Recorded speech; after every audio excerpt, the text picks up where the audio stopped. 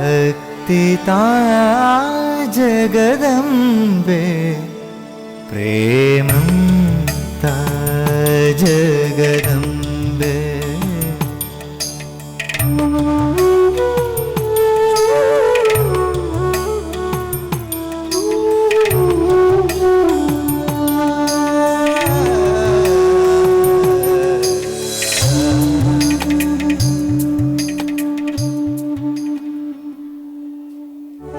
പ്രേമസ്വരൂപം ആത്മസ്വരൂപമായിരിക്കുന്ന എല്ലാവർക്കും നമസ്കാരം.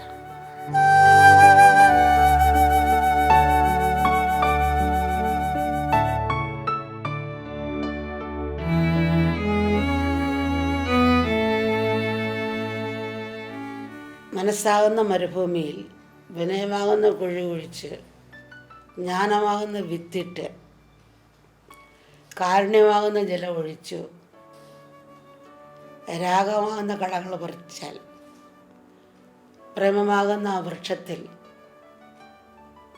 അതിമധുരമായ കായകളും പൂക്കളും നമുക്ക് സ്വീകരിക്കാൻ സാധിക്കും. ആ ഒരു ഭാവത്തെയാണ് നമ്മൾ ഉണർത്തിയെടുക്കേണ്ടത്. വൃന്ദാവനത്തിലെ ഒരു ഗ്രാമത്തിൽ പല പല ജോലി ചെയ്ത് ജീവിക്കുന്ന ആൾക്കാരാണ്. ഇപ്പോൾ ഒരു നെയ്ത്തുകാരനാണ് നീരജയെ കല്യാണം കഴിച്ചത്. അങ്ങനെ ഒരു സാധുഗ്രഹത്തിലാണ് നീരജയെ കൊണ്ടുപോയിരിക്കുന്നത്. അപ്പം അന്നന്ന് ജോലി ചെയ്ത് ആ മുണ്ട് കൊണ്ട് വിറ്റിട്ട് കിട്ടുന്ന പൈസ കൊണ്ടാണ് കഴിയുന്നത്. അപ്പം നീരജയും ആ നെയ്ത്ത് ജോലി പഠിപ്പിച്ചു. ഭഗവാന് പീതാംബരം വളരെ ഇഷ്ടമാണെന്ന് നീരജയ്ക്ക് അറിയാം. ഭഗവാൻ ഇഷ്ടാനിഷ്ടത്തിന് അപ്പുറമാണെങ്കിലും ഭക്തന്മാർക്കെല്ലാം ഇത് ഭഗവാൻ ഇഷ്ടമായിരിക്കും, ഇതാ ഇഷ്ടമായിരിക്കും എന്നുള്ള രീതിയാണല്ലോ. മറിച്ച് ശരീരത്തിൽ നിറം മഞ്ഞയാണ്. ശരീരബോധം വിട്ടതിൻ്റെ പ്രതീകമായിട്ടാണ് ആ ഒരു തത്വം കൂടിയാണ്. ഭഗവാന് പീതാംബരം വളരെ ഇഷ്ടമാണെന്ന് അറിഞ്ഞത് മുതൽ ആ നിറത്തിൽ ഒരു ചേല ഭഗവാൻ അണിയിക്കുന്നതായിട്ട് നീരജ എപ്പോഴും ഭാവന ചെയ്യുമായിരുന്നു. അപ്പം നീരജ തന്നെത്താനെ ഒരു പൂന്തോട്ടം ഉണ്ടാക്കി അതിൽ പൂവുകളും വളർത്തിയെടുത്ത് അതുകൊണ്ട് വിൽക്കും. അതുകൊണ്ട് വിറ്റിട്ട് നൂല് വാങ്ങിച്ചു. അവസാനം തനിക്ക് ഉണ്ടായ സ്വർണ്ണാഭരണങ്ങൾ വിറ്റിട്ട് അതിന് സ്വർണ്ണ നൂലും വാങ്ങിച്ചു. അങ്ങനെ പിന്നെ കൈകൊണ്ട് സ്വർണ്ണ നൂല് പോലുള്ളത് വാങ്ങിച്ചിട്ട് കൈകൊണ്ട് അതിൻ്റെ അരകെ തയ്ക്കും. ഭഗവാൻ ജന്മദിനം വന്നെടുത്ത് തലേ ദിവസം നീരജ സാധനം വാങ്ങി വീട്ടിൽ വരുമ്പോൾ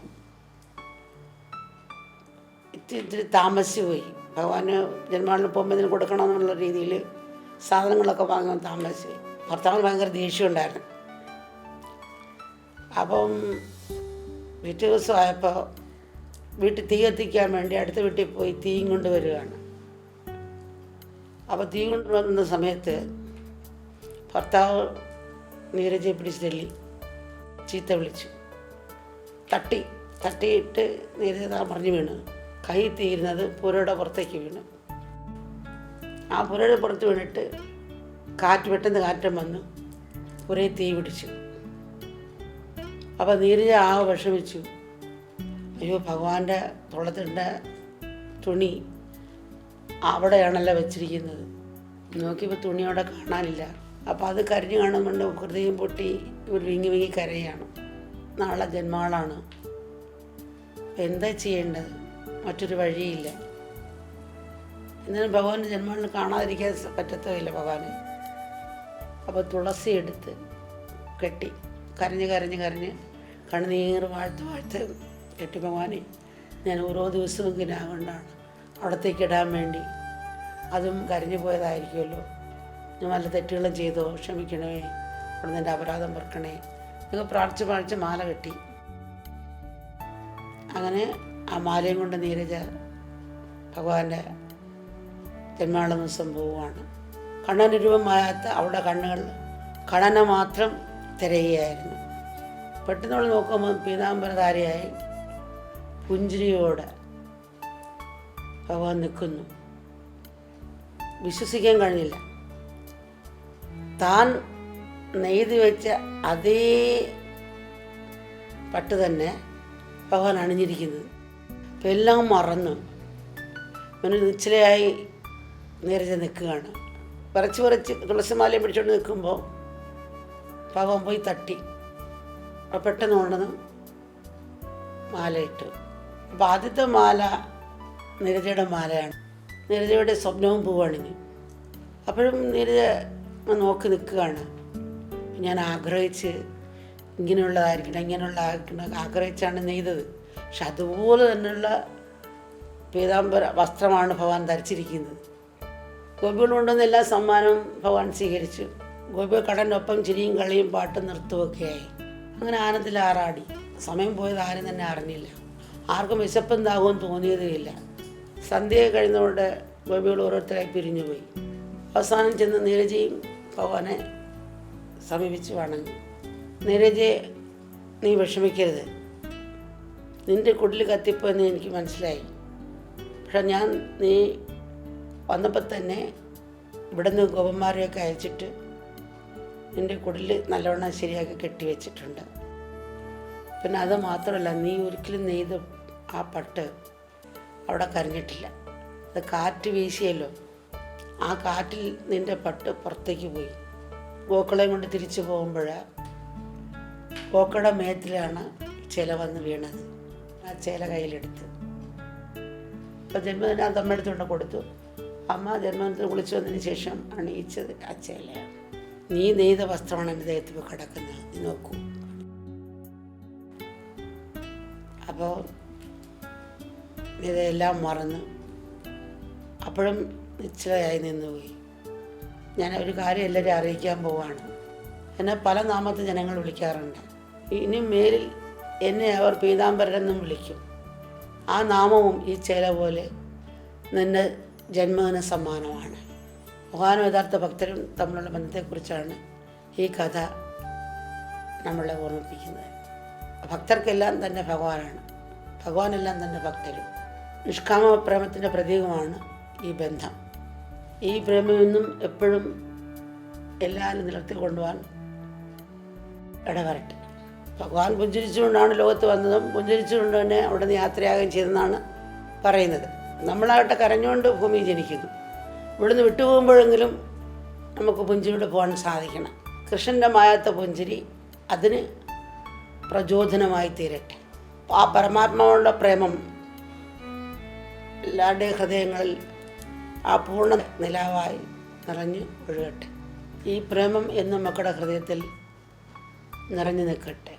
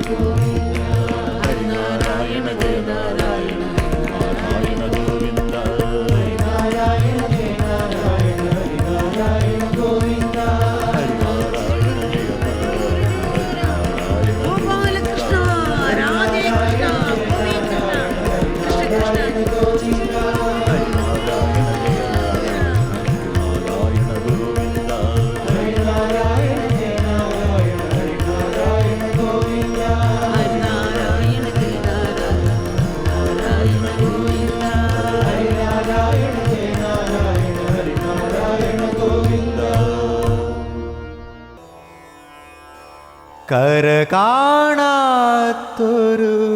കരുണ അലയിളകും നൻപിൻ പെരുമാ നിലയറിയാത്ത നേതാന്ത നിയോഗം നിലയറിയാത്ത നേതാന്ത നിയോഗം അറിയുകയൻ ഗുരുവേ.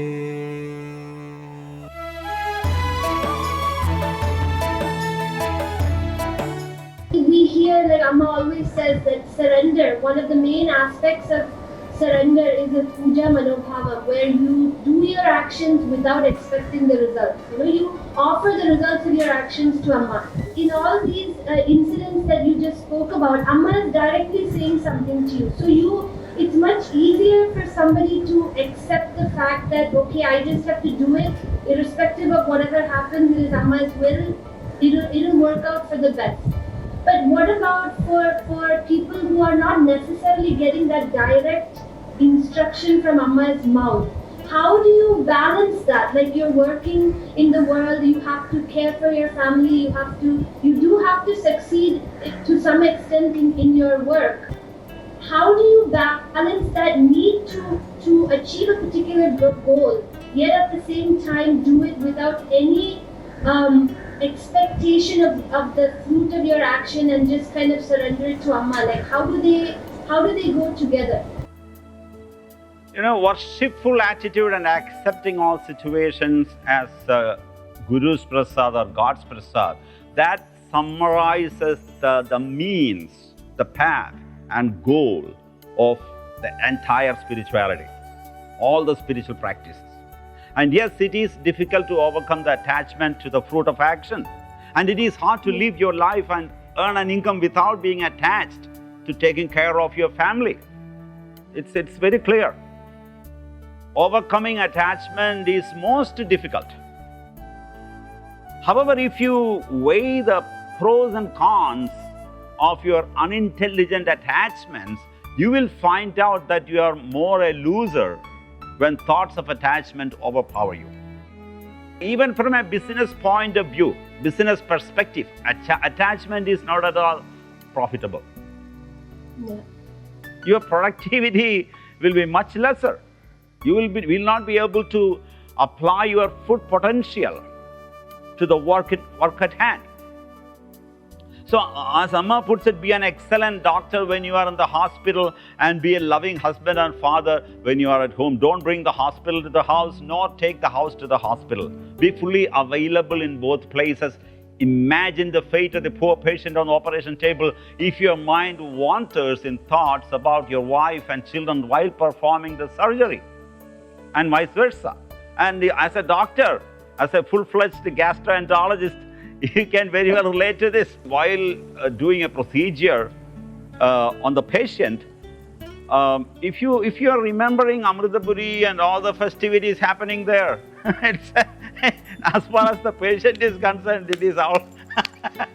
You can close the case. So, to answer your question about balancing in this example, aren't you balancing between your dharma of a doctor and the dharma of a family head? I mean, the dharma of a daughter or the dharma of a disciple or a devotee? You are. Yes, Indeed, yes. you are. The thing is, as I said before, you are not aware of it. The balancing is happening. The act of balancing is both an action and a non-action or inaction. When you are a student of tightrope walking, for example, it's an arduous act. It's a doing. It's a doing because you are aware of all the dangers. You're only a practitioner. And once you become an adept, it's spontaneous and hence a non-doing. So it's a doing and a non-doing. It's an action and inaction. In other words, when you consider it as an action, it is hard, but when it is transformed into worship, it becomes an action and it is the easiest. Yes. So if you watch a tightrope walker performing, he is not still. He keeps moving. And also, Sometimes he keeps moving sidewards slightly, and sometimes his body moves slightly towards the left if you watch him. And immediately he regains the balance. Then you see his body tilting slightly towards the right. Again he regains the balance instantaneously. So that movement is happening left, right, left, right. So each But time his... in that example, it is basically what is it? It's the fear of falling, injury and death that is keeping him aware. That's what I was going to say. Each time his body tilts either towards the left or right, there is fear. The moment he regains his balance, that moment is the moment of surrender, fearlessness. However, the most important aspect is his focus. Even though he is tilting towards, his body is tilting towards the right and left, his focus is not on the fear, but on balancing. Yeah. That's the core. That's the heart. So we will have the fear, but the focus has to change. Focus is completely on balancing, on surrendering to the moment. Otherwise, he will fall. If that fear conquers him, overpowers him, even for a moment he falls. There is no escape. So even though his body is moving left and right, his focus is not on that movement, but on balancing. Similarly, as long as we are engaged in worldly activities, there is fear. But only if you choose to be on the right or left. That's the problem with human beings. We choose. We either want to be on the right or left. There is surrender and fearlessness if your focus is on the center, on the middle. So regardless of the activity you are engaged with, balancing is hard. Of course, balancing is hard. But is it not hard to follow a balanced diet? Yes, it is. Is it not hard to develop a balanced sleep habit? Yes, it is. Is it not hard to create a balance between work and leisure? Yes, it is. Is it not hard to build a balanced relationship? Yes. Is it not hard to create a balance between appreciation and criticism? Yes, it is hard. So none of these are easy, but not impossible. So just as we choose to have a balanced diet, can't we also choose to have a balanced mind, a balanced outlook, a balanced emotional state, a balanced life? We certainly can. But as you said, it's not easy, but it is doable. So the mind, as I said, is always choosy. Balancing life is a choiceless state. It's an attitude. So when I say choicelessness, it doesn't mean you stop choosing this or that. You may still choose, but you enjoy both this and that.